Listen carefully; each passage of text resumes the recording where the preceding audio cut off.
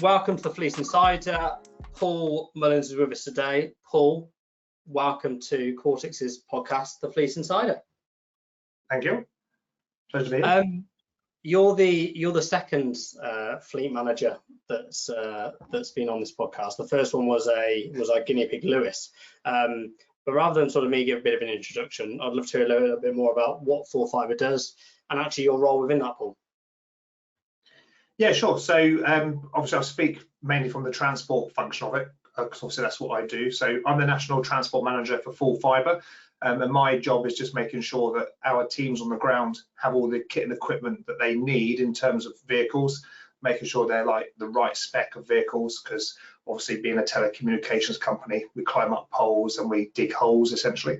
So we've got to make sure that we're safe is one of our core principles, and pretty much that's what I do on a day-to-day basis, constantly engaging with the drivers, constantly making sure that they've got what they need, and then obviously from a business perspective, just making sure that we're doing that within our budget constraints.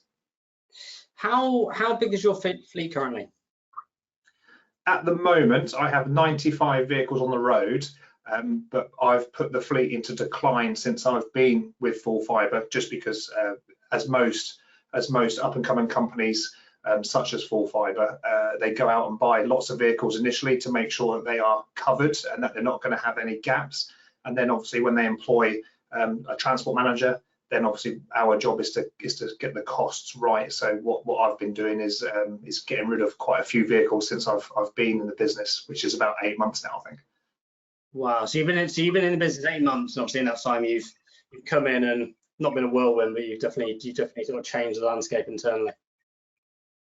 Well, in terms of reducing the fleet, yeah, because I think when I took over from a fleet manager, and I think the fleet had grown quite significantly, and it was just some of the systems that I would expect to see in place as a transport manager, because I come from mainly a HGV background, you see. So when you manage HGVs, there's very strict, very strict planning methods in the way that I can see a fleet on paper. So when I go into businesses that don't have that, then that's the first thing that I do is get everything on paper, see what we have, and then basically put the fleet into decline so that we can save some money.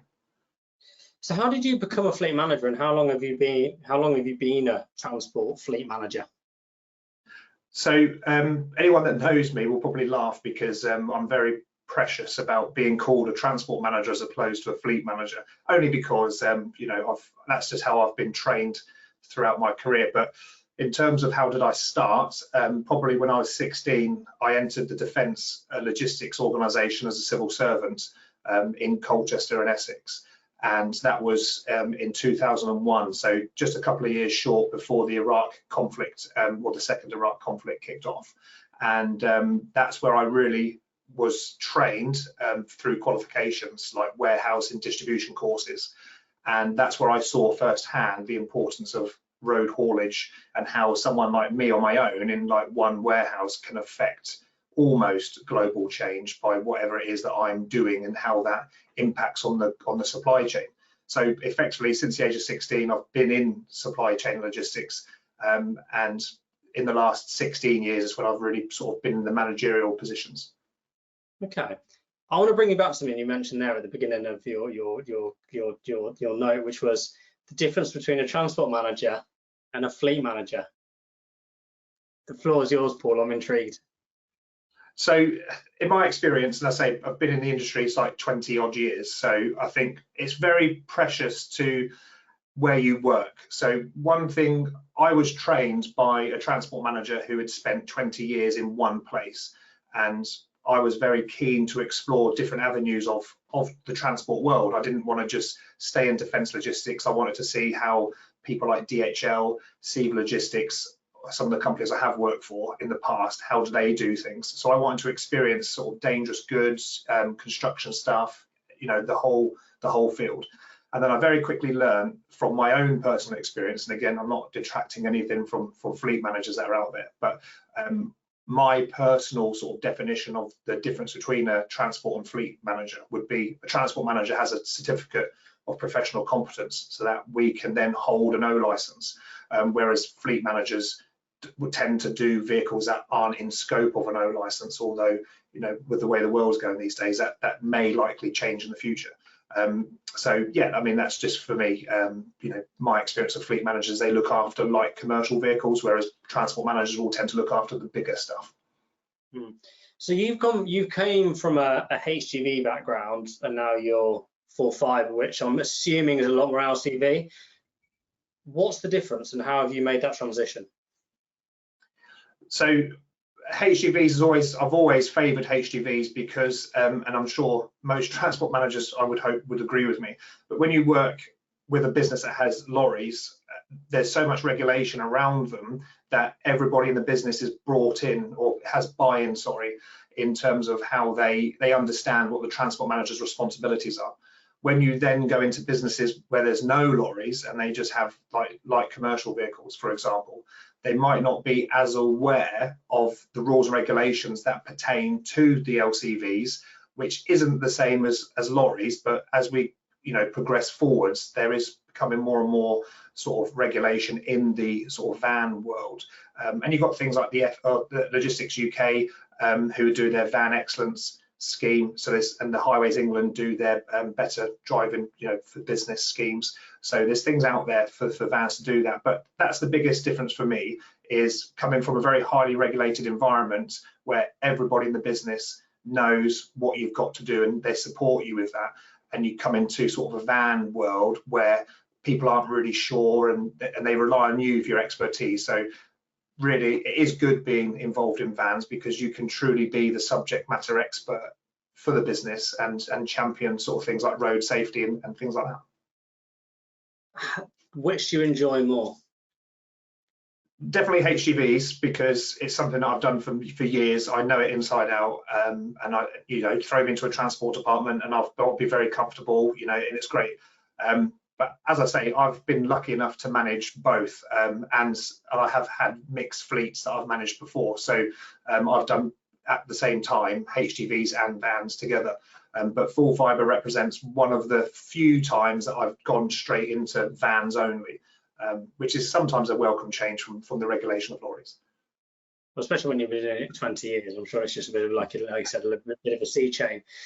When it comes to vehicle tracking, so you've been doing this now 20 years, for a long old time. We know technology has advanced massively in that time. And when it comes to vehicle tracking, is that a technology you've used in your previous roles, in your current role? And if you have, how have they played a part in obviously making certain decisions around your fleet? So just to give you a little bit of background, so for the last sort of 8 years, I've been a transport management consultant. So I've gone into companies who have needed either some management support in terms of, you know, we've got a transport function, can you come and help us optimize it, make it better? Or what some external transport managers do a lot of is like the compliance and the O license stuff. So with those types of companies that I've gone into, they've had either one or two different tracking companies. I can remember there's been some large organisations that I've worked for where across their whole national fleet, they've had, like, you know, in the north, they've had like green roads. In the south, they might have had Teletrack Navman, or, you know, wherever the case may be, all different. So one of my jobs has been saying, okay, right, what do you want from your telematics system? And, you know, what benefit do you see it having to the business? So it's, I think from my experience, a lot of businesses, and I would definitely say this is the case for sort of vans, is they want tracking so they know where their people are. So they use it as a safety sort of where are our employees working. Whereas with the advent of distracted driving that we have, which is quite prevalent in the news and the media nowadays, then we've got the introduction of the driver-facing cameras, which I remember probably 5-6 years ago when I first brought some of those into one of the fleets I was managing, and it was a bit like, oh, hang on a minute, you know, what's going on with this? But yeah, telematics is absolutely fundamental into what transport managers do, because that's where your data comes from and how you make business decisions about the fleet. What data points do you use and do you look at when managing a fleet? So it's quite good to ask that now, because as I say, with FullFibre, I'm still quite new into the 8 months. So I'm still sort of doing my break-in phase, as it were. So the first thing I will look for when I'm started with a new company is equipment utilization. So how often is the fleet used? You don't get this with lorries as much, because lorries, you can only really do business mileage with lorries, because you can't use them for your own personal use to go shopping with, because it's a bit too big.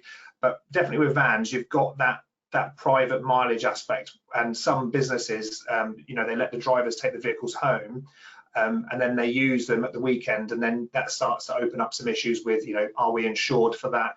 Does the business want to deliver that going forward? And that's where your tracking data of the utilization side of it comes in, because I can say, right, the vehicles I use 7 days a week, show me their work schedules. Okay, it's only 5 days a week they're supposed to be working, so now I know that the weekends is sort of their personal time. Let's delve into a bit of that. So that's the very first thing that I would check, really, is how the equipment is actually used, and the frequencies and stuff like that.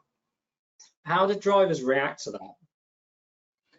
I think definitely, I know lorry drivers will know that goes on, and obviously people know, especially van drivers will know that the company does track them, but I'm not sure of how much they actually know the detail that we go into, other than the privacy policies that we put out for people's data, as in like, we do track your location, and here's the reason why we do it, and obviously get all the employee buy-in and engagement that goes with that. But I think if you were to ask any sort of van driver, do you know that you're tracked, and tell us a bit how you think that tracking works, they'll probably just say things like, the company watches where I go, is probably what they would say. But I don't think they realise how much work a transport manager will do in the background of what we're drilling into to really optimise that fleet. So if a driver is using their vehicle or their van on a Sunday, and say taking the kids to football, whatever it may be, if that's a policy that you as a business haven't adopted and they're not able to do that, what happens then? So so it's, again, this is, most transport managers or fleet managers will have had experienced this, because it happens quite a lot, I would imagine. So my personal view on it is to say, right, is to understand the behavior. So I'll use the telematics or the tracking devices to understand, is there any patterns where people are going regularly? So I might start to then use the geofence functions. If I detect that, let's say someone's going to a tourist attraction like a theme park or a zoo or something every single week, and all I would do is just spend like probably a few weeks or a month measuring where people are roughly going, and then just have those conversations with people to understand how they're using that vehicle, and then seeing if it fits in with the organization's policies of how we use it. And if it's not, then it's just a simple conversation to have with the teams, just to say, look, this is what you've been doing, this is why we can't do this anymore, and is there any way the business can support you by not using the vehicle if you need to do something like a welfare issue or something like that. So just having a conversation with people, I think, is the best starting point for that. It's hard, isn't it? Because obviously it's not like you've got a depot where they'll drop the van off and then they'll go home in their normal car. They are taking these vans home, so just naturally they are going to pop to the shop on the odd occasion. There's always those things. But like I said, and if they're not insured, if you're not insured as a business, it just it needs to be addressed quite quickly. Going on to a little bit of fleet maintenance now. So how and have you used telematics to help on the fleet maintenance side? Yes, I think so. It depends again on your business's makeup in how do you own your vehicles, do you lease them? They're the two fundamentals, because if you own them, then obviously you've got a bit more of a say to how you maintain them, and if you lease them, then obviously depending on the package that you've purchased, a repair and maintenance contract, for example, or you might have just leased the vehicles on their own, in which case you'll then use the telematics as if you own the vehicles.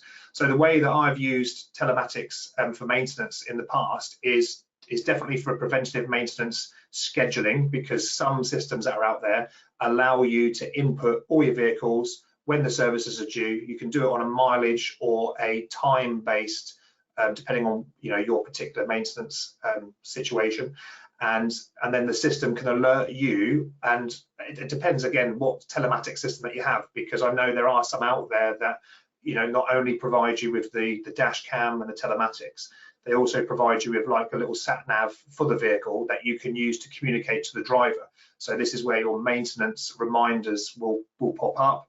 And so that's how I've used the vehicle maintenance side of life. And I think there are some companies out there that even allow you to indicate types of service. You can custom build forms and stuff that you want on there. So there's a plethora, I would say, of maintenance options from the tracking side of life. Because you've been in this for so long now, 20 years is a long time being a transport manager. Can you remember the days where tracking wasn't there? Or I think it wasn't it, in the very early stages, but it was nothing like it was today. What were those times like? Yeah, so I think tracking has always been around since I've been in the business, but there has definitely been businesses I've worked for where there was no tracking, where we used to use, and I forget what they're called now, but we used to use like, if you was to watch me in my very early transport management days, I would have 2 walls of my office covered in a whiteboard, like a huge wall-size whiteboard.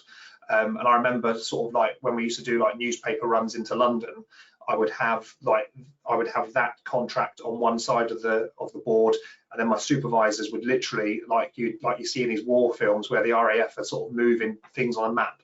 That's exactly how I used to run non-tracked vehicles, and the drivers had to periodically get in touch with us. So when they arrived at the depot, we used to have like protocols where the depot warehouse manager or their supervisors would phone us to say, trailer number 334 has arrived.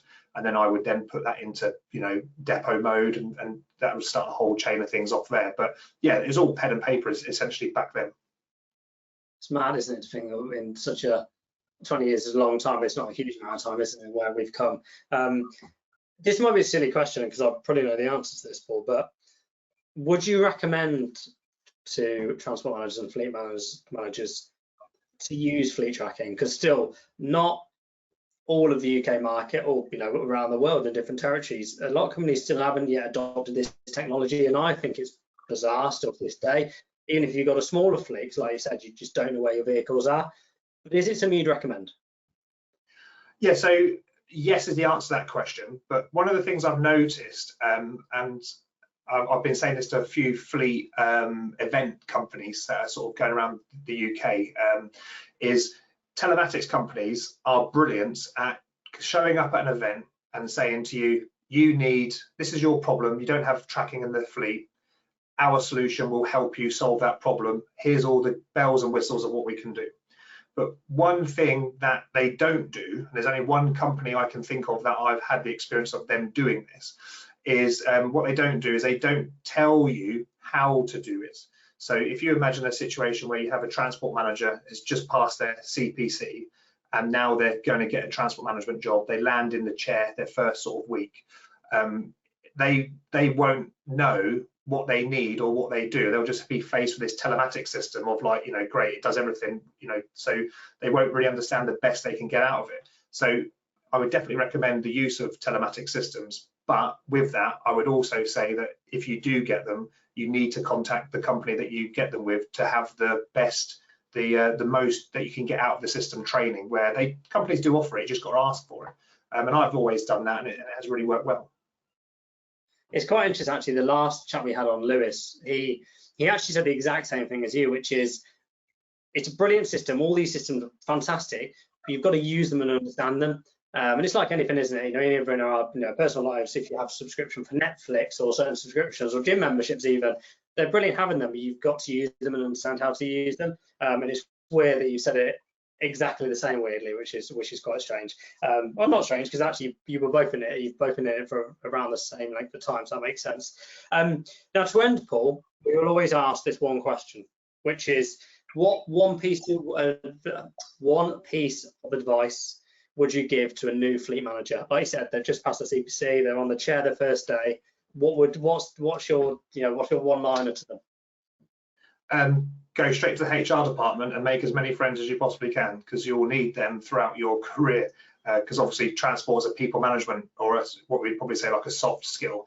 And definitely I didn't have those skills when I first became a transport manager, and dealing with a unionised environment can be very tricky to navigate. So I would say get very friendly with your HR department so they can help support you and you can support them, and also the finance department, because without finance your fleet won't go anywhere.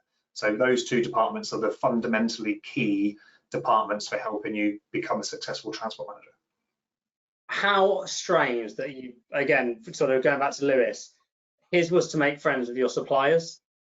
That was his, his background was vans, and they have a fleet of 600, so they need as a good supply of vans, especially as we know the issues we've got currently in terms of supply chain. So it's quite weird that you've both gone around relationships, make friends in, obviously internally for you, but obviously externally for Lewis, which was incredible.